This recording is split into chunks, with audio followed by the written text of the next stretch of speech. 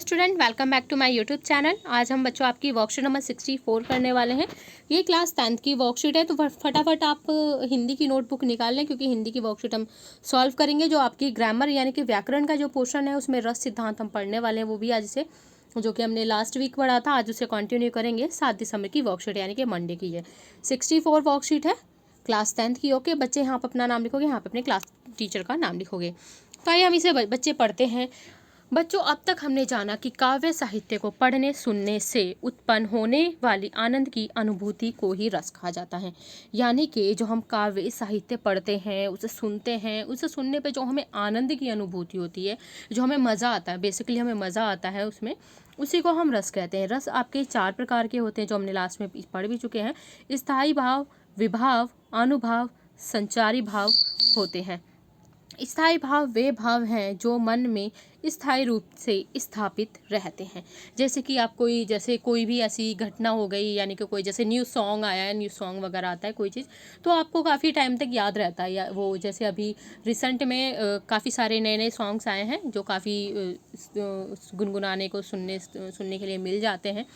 तो क्या होता है, जैसे कोई मूवी वगैरह भी आपने देखी है, तो उसकी कोई ना कोई चीज़ें कई दिनों तक आपको याद रहती हैं। तो ये क्या होता है, स्थायी भाव होता है। स्थायी भावों के उद्बोधक कारण को विभाव कहते हैं। यानी कि जो आपको एकदम से स्थायी भाव होता है, स्थायी भावों का जो कारण है, जो किस कारण से स्थायी भाव आपके उत्पन्न हुए हैं, उसे विभाव कहा जाता है। ये 2 प्रकार के होते हैं, आलम्बन विभाव और उद्दीपन विभाव। उद्दीपन यानी कि इससे एकदम से जो कि चेंज वगैरह इसमें आता है। अब हम अनुभाव और संचारी भाव के बारे में जानेंगे। तो आइए हम जानते हैं। बच्चे, अगर आप मेरे चैनल पर नए हो तो जल्दी से वीडियो, सबसे पहले आप चैनल को सब्सक्राइब कर लें और वीडियो को लाइक कर दें, क्योंकि क्लास 10th के लिए आपके सारे के सारे जो CBSE के आपके आने वाले एग्ज़ाम है, सारे पेपर प्रीवियस ईयर के जितने सालों के पेपर हैं, 8-10 सालों के पेपर आपको सारे के सारे हमारे चैनल पर अपलोड किए जाएंगे। आपके साइंस, हिंदी, मैथ्स, इंग्लिश और आपके जो भी SST हो गई, संस्कृत हो गई, तो सारे आपके 10th के पेपर इसमें अपलोड किए जाएंगे इस चैनल पे। तो चैनल पे हमारे साथ बने रहेंगे, जो आपके CBSE के पिछले 10 साल के सॉल्यूशन आपको प्रोवाइड किए जाएंगे। और साथ के साथ एग्ज़ाम कब होगा, क्या नोटिफिकेशन होगा, सब आपको गाइडेंस दी जाएगी। और जो भी आपके लिए बेनिफिट, जो भी आपका सैम्पल पेपर CBSE की तरफ से आपके लिए प्रोवाइड किया गया है 2021 यानी कि 2020-21 में, जो 2021 में जो बोर्ड होने वाला है उसके लिए, तो वो भी यहाँ पे कराया जाएगा। तो इसलिए हमारे चैनल को सब्सक्राइब कर लें, वीडियो को लाइक भी करें, कमेंट भी करें और शेयर भी करें। ओके, तो आइए हम आगे स्टार्ट करते हैं। तो CBSE एग्ज़ाम की तैयारी के लिए हमारे साथ बने रहें। ओके, मनोगत क्या होता है बच्चों? अनुभव में मनोगत क्या होता है? मन में उत्पन्न भाव को व्यक्त करने वाली शारीरिक प्रक्रिया अनुभव कहलाती है। यानी कि जो भी है एकदम से हम एक्शन लेते हैं, हमारे जो बॉडी एक्टिविटी है, वो क्या कहलाती है? अनुभव कहलाती है। ये 8 प्रकार के होते हैं: स्तंभ, स्वेद, रोमांच, भंग, कंप, विवरणता, अश्रु, प्रलय। तो प्रलय जैसे क्रोध वगैरह आता है, आंसू आ जाते हैं एकदम से क्या होता है, काफ़ी सारी चीज़ें, हम मूवी वगैरह कुछ भी देखते हैं तो एकदम से हमारे आंसू बहने लगते हैं। कभी आता है हम एकदम से कांप जाते हैं, किसी चीज़ में हमें बहुत मज़ा आता है, किसी चीज़ में हम उसमें शांत भी, कोई चीज़ देखे हमें क्रोध भी आता है।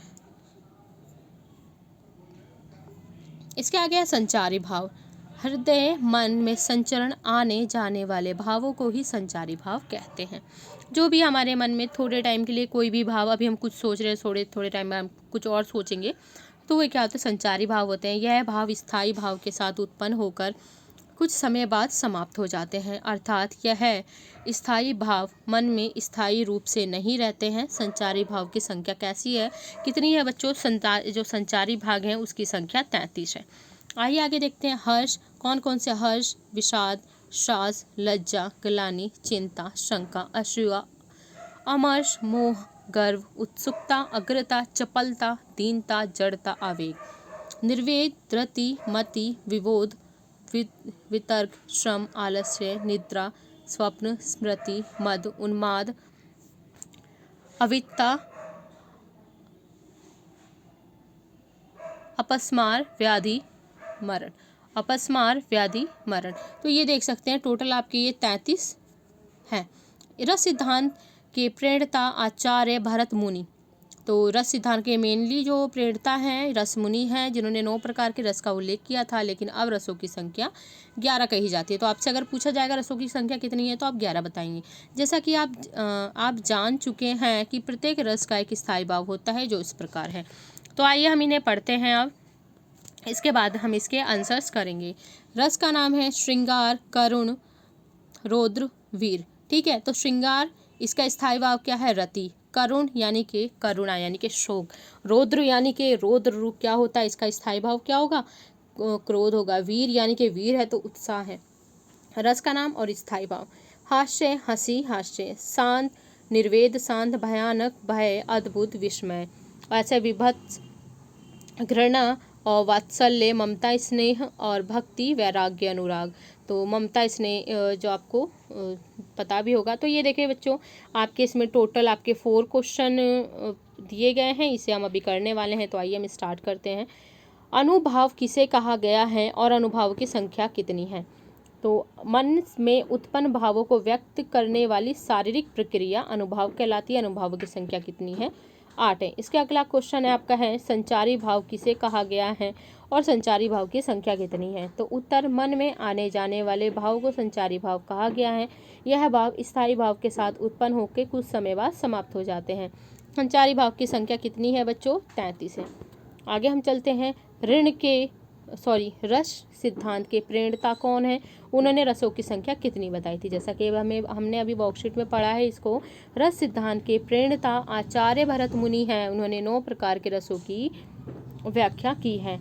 तो बच्चों यहाँ तक अगर आप पहुँच गए हैं तो वीडियो को लाइक कर दें, अपने दोस्तों का शेयर भी करें और कमेंट करके ज़रूर बताएं कि आपको हमारी वीडियो कैसे लगी है। क्योंकि अभी एक क्वेश्चन रह गया है 4 नंबर का जो हम करेंगे, और आपको CBSE से रिगार्डिंग आपके एग्ज़ाम वगैरह सैम्पल पेपर, CBSE बोर्ड के पिछले 10 सालों के पेपर सारे के सारे आपको इस चैनल पर प्रोवाइड कराए जाएंगे। तो चैनल पर ज़रूर बने रहें, सब्सक्राइब कर लें ताकि आपको टाइम टू टाइम सारे के सारे पिछले 10 सालों के CBSE के पेपर सब्जेक्ट वाइज यहाँ आपको प्रोवाइड कराए जाएंगे और सॉल्व भी कराए जाएंगे।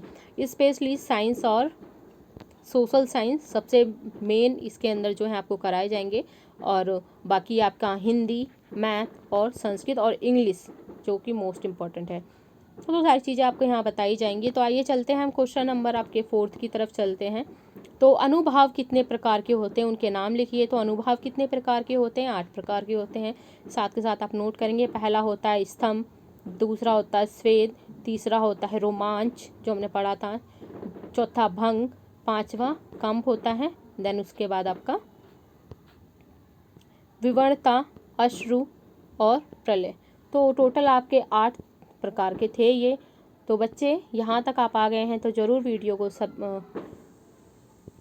शेयर कर दें अपने दोस्तों के साथ, चैनल को सब्सक्राइब कर दें और कमेंट ज़रूर करें, क्योंकि मुझे अच्छा लगता है आपके कमेंट पढ़ना, क्योंकि काफ़ी अलग अलग प्रकार के बच्चों के कमेंट आते हैं तो पढ़ने में बहुत मज़ा आता है। मैं बहुत इत्मीनान से बहुत अच्छे से आपके कमेंट पढ़ती हूँ।